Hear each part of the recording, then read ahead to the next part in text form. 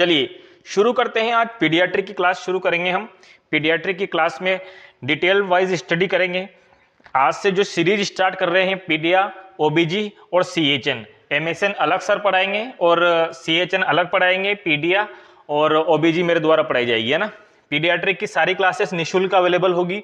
जिन कोचिंगों की फीस आप 10-10 हज़ार फीस देके जो क्लासेस लेते हैं वो क्लासेस आपको डिटेल वाइज इजी लैंग्वेज में यहाँ पे सारी अवेलेबल होगी। क्लियर है। चलिए मैं चाहता हूँ कि एक बार आप क्लास शुरू करने से पहले वीडियो को लाइक और चैनल को सब्सक्राइब कर दीजिए प्लीज। चलिए शुरू करते हैं। सबसे पहले हम देखते हैं पीडिया। पीडियाट्रिक वर्ड को तोड़ देते हैं कि पीडियाट्रिक वर्ड क्या होता है। तो इसमें देखिएगा आप लोग कि जो पीडियाट्रिक वर्ड में पीडिया का मतलब क्या होता है। इसमें पीडिया का मतलब होता है चाइल्ड। क्या होता है पीडिया का मतलब? चाइल्ड होता है। क्लियर है। और आईट्रिक का मतलब क्या होता है? आईट्रिक का मतलब होता है ब्रांच, सॉरी आईट्रिक का मतलब होता है ट्रीटमेंट, है ना। पीडिया का मतलब चाइल्ड हो गया, आईट्रिक का मतलब ट्रीटमेंट हो गया और इक्स का मतलब होता है ब्रांच ऑफ मेडिकल साइंस। क्या होता है इक्स का मतलब? It is a branch of medical science, है ना। तो पीडिया का मतलब हो गया चाइल्ड, आईट्रिक का मतलब हो गया ट्रीटमेंट, इक्स का मतलब हो गया ब्रांच ऑफ मेडिकल साइंस। तो डेफिनेशन क्या आएगी इसकी डेफिनेशन आएगी कि मेडिकल साइंस की ऐसी ब्रांच है, मेडिकल साइंस की ऐसी ब्रांच है जिसमें चाइल्ड को कहां से, कंसेप्शन से लेकर एडोलोसेंट तक केयर प्रोवाइड कराते हैं, है ना। पीडियाट्रिक क्या है? मेडिकल साइंस की ऐसी ब्रांच है जिसमें चाइल्ड को कंसेप्शन से लेकर के एडोलोसेंट तक केयर प्रोवाइड कराते हैं। क्लियर है। चलिए नेक्स्ट देखिएगा, फादर ऑफ पीडियाट्रिक कौन है? क्वेश्चन बना हुआ है यहां से कि फादर ऑफ पीडियाट्रिक कौन है। तो इसमें देखिएगा फादर ऑफ पीडियाट्रिक में कि एब्राहम जैकोबी जो है कि उनको क्या बोला गया है? फादर ऑफ पीडियाट्रिक बोला गया है ना। हम बात करते हैं पीडिया केयर एज की कि पीडियाट्रिक के अंदर हम कितने एज ग्रुप के चाइल्ड को जो है कि केयर देंगे। तो इसमें देखिएगा आप लोग conception to adolescent, conception to adolescent देंगे, है ना। 18 साल तक के बच्चे को, 18 साल के बच्चे को हम एडोलोसेंट बोलेंगे। कंसेप्शन यानी कि जब से फर्टिलिटी हुई है, फर्टिलाइजेशन हुआ है, तब से लेकर एडोलोसेंट तक हम जो केयर देंगे वो किसके अंदर आएगी? वो पीडियाट्रिक के अंतर्गत आएगी, है ना। हम बात करते हैं डेवलप कंट्री की।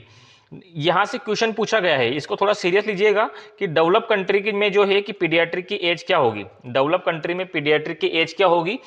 तो इसमें कंसेप्शन से लेकर के 16 ईयर, 16 साल तक की जो केयर करेंगे हम, 16 साल तक बच्चे के अंदर केयर करेंगे हम, है ना। डेवलप कंट्री जैसे यूएसए हो गया, अमेरिका हो गया, जापान हो गया, इन कंट्री में। वही हम बात करते हैं अपने गरीब देश इंडिया की। गरीब देश इंडिया की बात करें तो इसमें देखिएगा कंसेप्शन से लेकर 18 ईयर तक देंगे, है ना। कहां से कहां तक? कंसेप्शन से लेकर 18 ईयर तक देंगे। इसमें देखिए किस किस प्रकार के अपन केयर देंगे। नेक्स्ट हम डिस्कस करेंगे कि किस किस प्रकार के अपन केयर देंगे पीडिया के अंदर, है ना। तो पीडिया के अंदर जो है कि मोस्टली जो है कि 4 प्रकार की केयर देते हैं हम। सबसे वो नंबर आता है प्रिवेंटिव केयर, दूसरा आता है प्रोमोटिव केयर, तीसरा आता है क्यूरेटिव केयर एंड चौथा जो आता है वो आता है रिहेबिलिटेटिव केयर। चौथा कौन सा आता है? Rehabilitative care. क्लियर है। हम बात करते हैं अब स्टेजेस ऑफ पीडियाट्रिक की कि पीडियाट्रिक की जो है कि कौन कौन सी स्टेजेज होती है। तो पीडियाट्रिक की यहाँ पे मेनली 2 प्रकार की स्टेज होती है। पीडियाट्रिक की मेनली 2 प्रकार की स्टेजेज होती है। इसमें नंबर 1 देखिए इंट्रा यूटेराइन स्टेज। इसका मतलब क्या है कि बच्चा अभी माँ के पेट के अंदर है ना। बच्चा अभी माँ के पेट के अंदर है, इसको अपन ने बोला है इंट्रा यूटेराइन स्टेज। सेकंड जो होती है वो होती है एक्स्ट्रा यूटेराइन स्टेज। सेकंड कौन सी होती है? Extra uterine stage. इसका मतलब क्या है कि बच्चा जो है कि माँ के पेट के बाहर है ना। इंट्रा यूटेराइन स्टेज की अपन बात करते हैं। अगर इंट्रा यूटेराइन स्टेज की अपन बात करें तो इसमें देखिएगा आप, इसमें देखिएगा कि जो 0 से 2 वीक्स का होता है, जब फर्टिलाइजेशन होने के बाद 0 से 2 वीक्स का बच्चा होता है उसको अपन बोलते हैं जाइगोट। उसको अपन क्या बोलते हैं? जाइगोट। और 2 से 8 वीक्स का जो होता है, 2 से 8 वीक्स का जो होता है उसको अपन बोलते हैं एम्ब्रियो, है ना।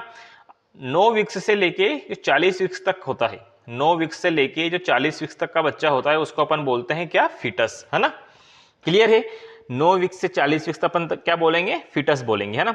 एक्स्ट्रा यूटेराइन की बात करते हैं, बच्चा माँ के पेट से बाहर आ चुका है। एक्स्ट्रा यूटेराइन की बात करें तो बच्चा जो है कि माँ के पेट से बाहर आ चुका है। अब देखिए बाहर आ चुका है तो भाई बर्थ से लेके, जन्म से लेके 1 महीने तक के बच्चे को अपन बोलेंगे नियोनेट। क्या बोलेंगे? एक बर्थ से लेके 1 महीने तक के बच्चे को अपन बोलेंगे नियोनेट। इसको 2 भागों में डिवाइड किया गया है। एक होता है अर्ली नियोनेट, दूसरा होता है लेट नियोनेट, है ना। एक होता है अर्ली नियोनेट, दूसरा होता है लेट नियोनेट। अर्ली नियोनेट को न्यूबॉर्न बोलते हैं, अर्ली नियोनेट को न्यूबॉर्न बोलते हैं, जो क्या होता है बर्थ से लेकर 7 डेज, कहाँ से, बर्थ से लेकर 7 डेज तक का जो बच्चा होता है उसको अपन अर्ली नियोनेट बोलते हैं ना। और 7 डेज से लेकर 28 दिन तक का जो बच्चा होता है उसको अपन लेट नियोनेट बोलते हैं। ये प्रश्न जो है कि बीएचओ के एग्जाम के अंदर पूछा गया, मैंने यहाँ पे क्लियरली मेंशन किया है, ये जो प्रश्न है बीएचओ के अंदर पूछा गया है। क्या पूछा गया है कि अपन लेट नियोनेट कौन से बच्चे को बोलेंगे, तो आपको आंसर देना चाहिए था वहां पे कि 7 दिन से लेके 28 दिन तक के बच्चे को अपन क्या बोलेंगे, लेट नियोनेट बोलेंगे। क्लियर है। चलिए अगला हम देखते हैं कि 1 मंथ से लेकर, अगला हम देखते हैं कि 1 मंथ से लेकर 1 साल तक के इन्फेंट को क्या बोलेंगे, तो सॉरी 1 मंथ से लेकर 1 साल तक के बच्चे को क्या बोलेंगे अपन, इन्फेंट बोलेंगे। क्या बोलेंगे अपन, इन्फेंट बोलेंगे। क्लियर है। वहीं अगर हम बात करें 1 साल से लेके 3 साल तक के बच्चे को हम टोडलर बोलेंगे।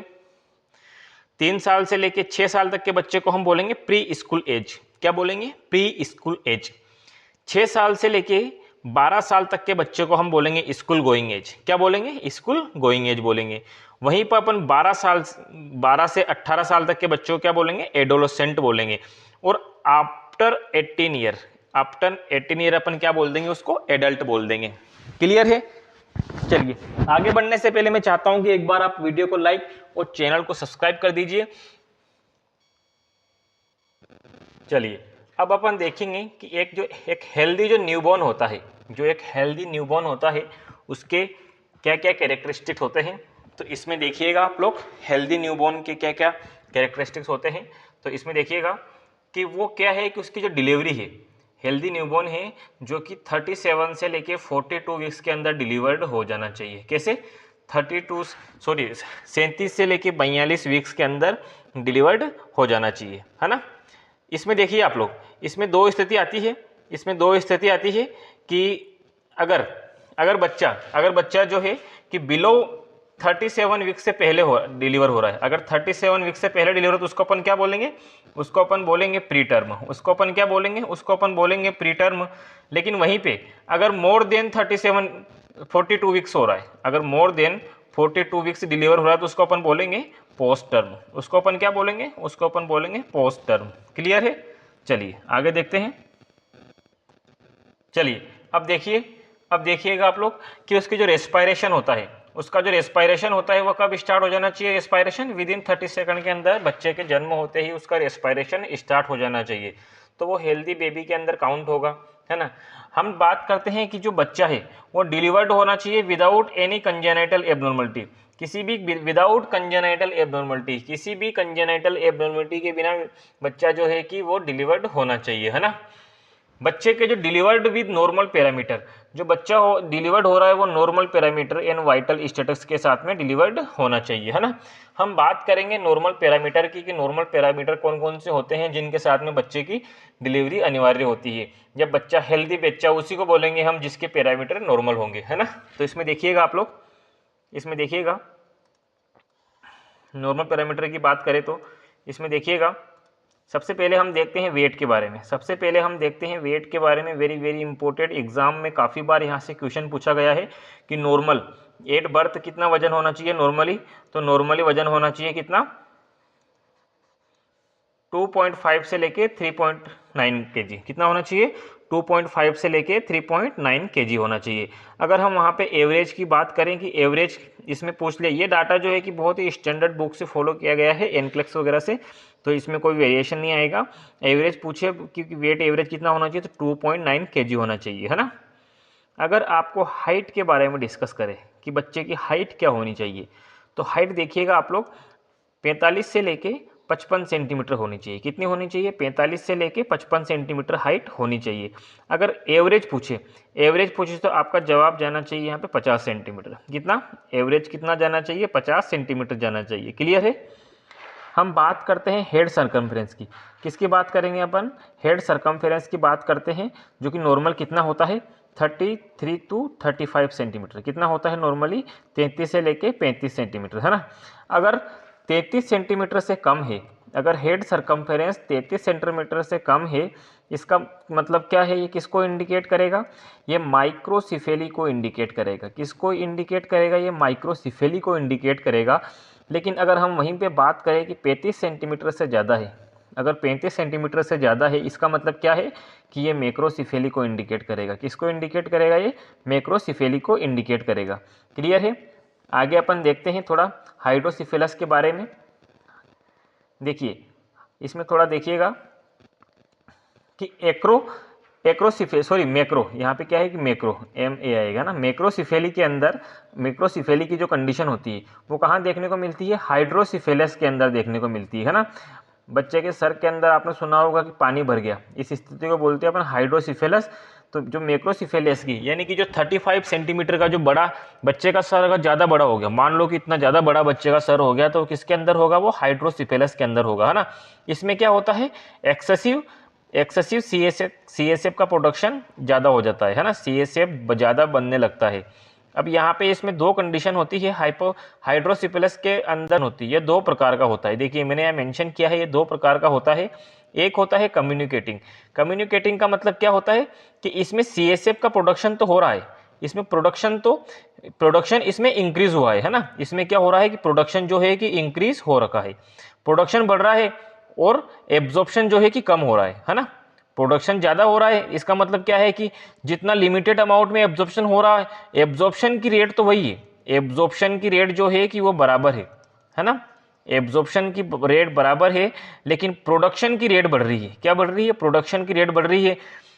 अब मान लीजिए कि एक पानी की टंकी है, अगर उसमें आवक ज़्यादा है और निकासी तो जो होनी चाहिए वही है, तो उसका शेप बनना चाहिए ना।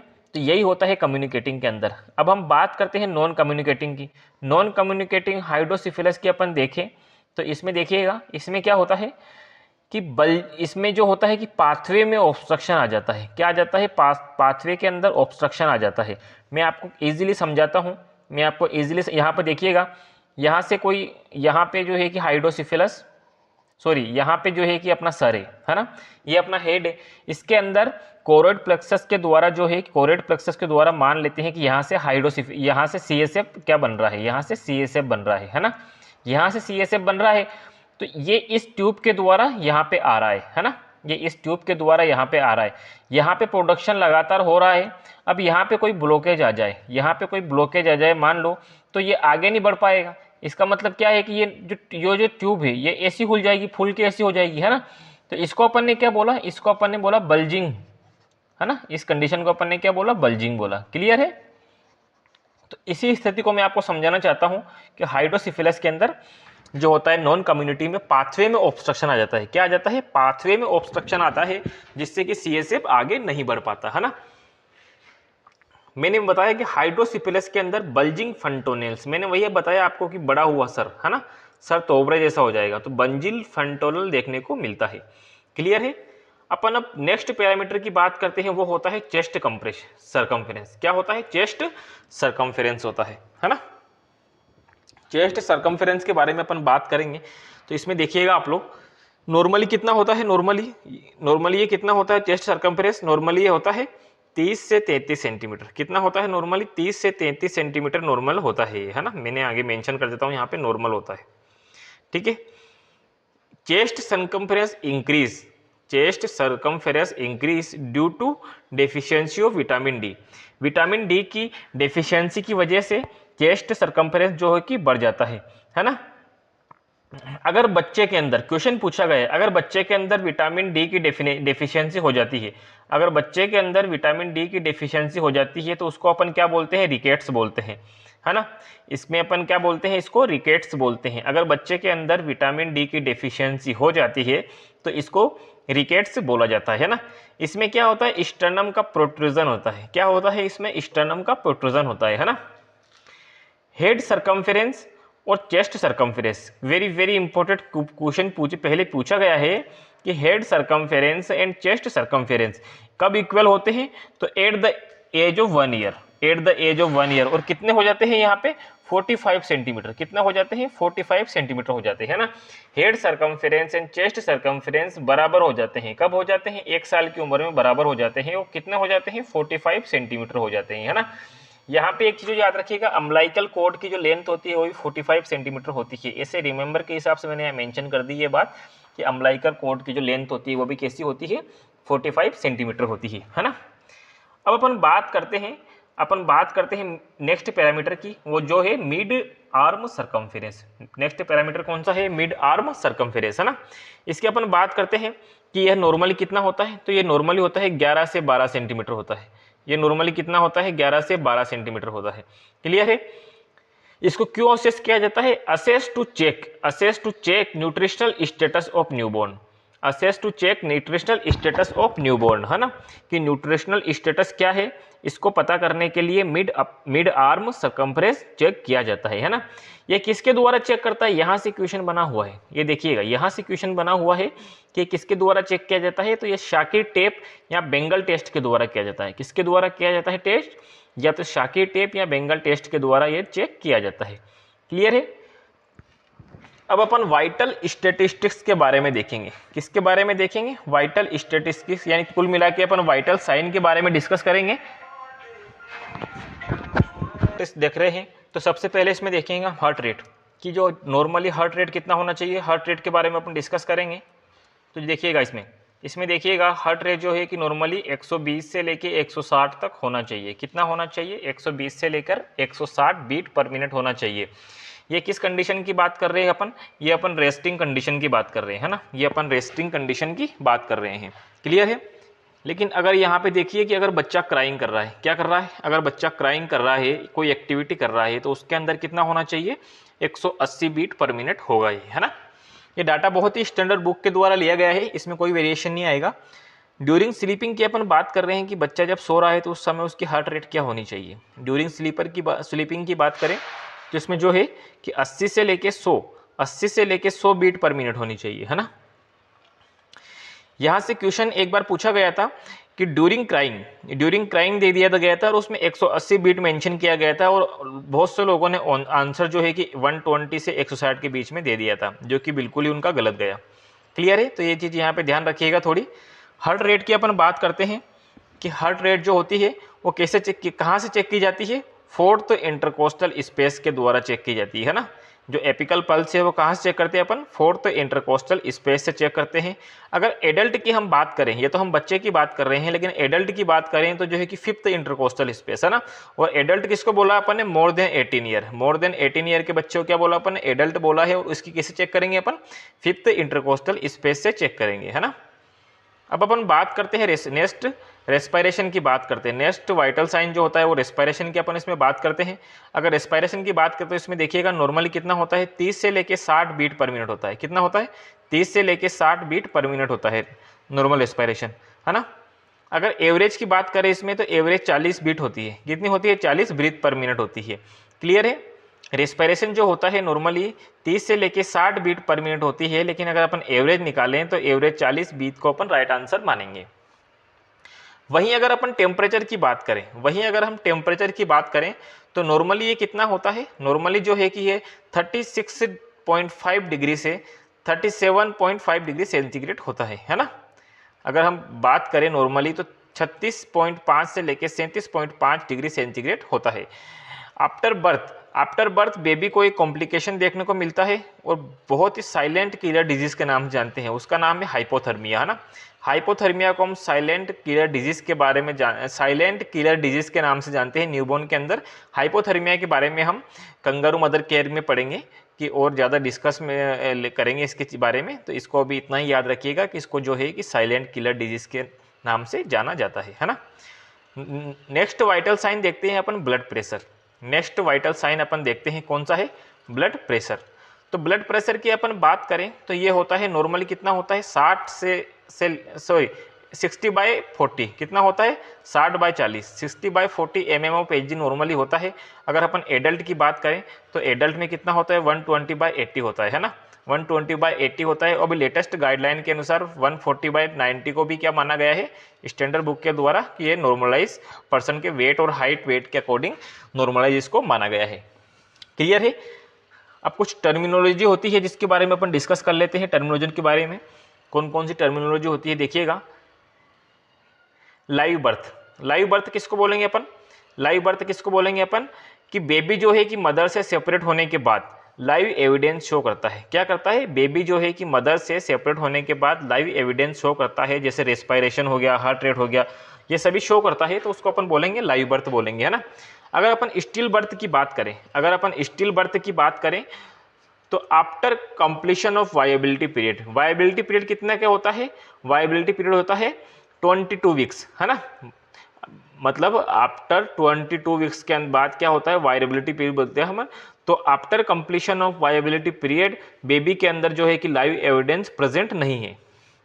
मतलब क्या है कि after 22 weeks, after 22 weeks and weight कितना होगा, वेट कितना होगा, मोर देन 500 ग्राम, तो बेबी डेड हो जाएगा। इस कंडीशन को क्या बोलेंगे अपन, स्टिल बर्थ बोलेंगे। एक बार वो बताता हूँ मैं कि बेबी का weight 22 gram, sorry by mistake, after 22 weeks 22 सप्ताह के बाद, और वजन कितना होना चाहिए, मोर देन 500 ग्राम, और बेबी की डेथ हो जाती है इंट्रा यूटेराइन, तो इसको अपन क्या बोलेंगे, स्टिल बर्थ बोलेंगे। अबॉर्शन की बात करें तो बेबी जो है कि डेथ कब हो रहा है, इसमें डेथ 22 वीक्स के पहले डेथ हो जाता है, इसको अपन क्या बोलेंगे, अबॉर्शन बोलेंगे। और 22 वीक्स के बाद डेथ हो रहा है ना। वेट जो है उसका, वेट कितना हो रहा है, 500 ग्राम से ज़्यादा हो रहा है, 500 ग्राम के समथिंग हो रहा है वेट, और कब, 22 वीक्स के ज़्यादा, इसको अपन क्या बोलेंगे, इसको अपन बोलेंगे स्टिल बर्थ, इसको अपन क्या बोलेंगे, स्टिल बर्थ बोलेंगे, है ना। क्लियर है। टर्म प्रेगनेंसी किसको बोलेंगे, कि जिसकी डिलीवरी 37 से लेके 42 वीक्स के अंतर्गत आ रही है, जो डिलीवरी 37 से लेके 42 वीक्स के आ रही है उसको अपन बोलेंगे टर्म प्रेगनेंसी। अगर प्री टर्म की अपन बात करें कि प्री टर्म किसको बोलेंगे, तो बिफोर 37 वीक्स के अंदर जो होती है उसको अपन बोलेंगे, उसको क्या बोलेंगे, प्री टर्म। और पोस्ट टर्म की बात करें तो आफ्टर 42 वीक्स, है ना। क्लियर है। अगर पोस्ट टर्म की बात करें तो आफ्टर 42 वीक्स, है ना। क्लियर है। चलिए हम बात करते हैं एलबीडब्ल्यू बेबी की, कि लो बर्थ वेट बेबी किसको बोलेंगे अपन, एलबीडब्ल्यू बेबी किसको बोलेंगे अपन, जिसका वेट कैसा हो, 2.5 ग्राम से बिलो हो, उसको अपन क्या बोलेंगे, एलबीडब्ल्यू बेबी बोलेंगे। और वेरी एलबीडब्ल्यू बोली, very low birth weight baby, very low birth weight baby किसको बोलेंगे अपन, जिसका जो वजन है वो कैसा होना चाहिए, 1500 ग्राम, सॉरी 1500 ग्राम से कम होगा, उसको अपन क्या बोलेंगे, very low birth weight baby. Extremely LBW किसको बोलेंगे, extremely low birth weight baby किसको बोलेंगे, जिसका वजन कितना होगा, 1000 ग्राम से कम होगा, उसको क्या बोलेंगे अपन, extremely low birth weight baby बोलेंगे। क्लियर है। Thank you. अगर आप चाहते हैं कि मैं पीडीआई की ऐसी सीरीज़ बनाऊं कंप्लीटली, जिसमें आपको सारी चीज़ें मिल जाए पीडीएफ वगैरह, तो प्लीज़ चैनल को सब्सक्राइब कीजिए, वीडियो को लाइक कीजिए।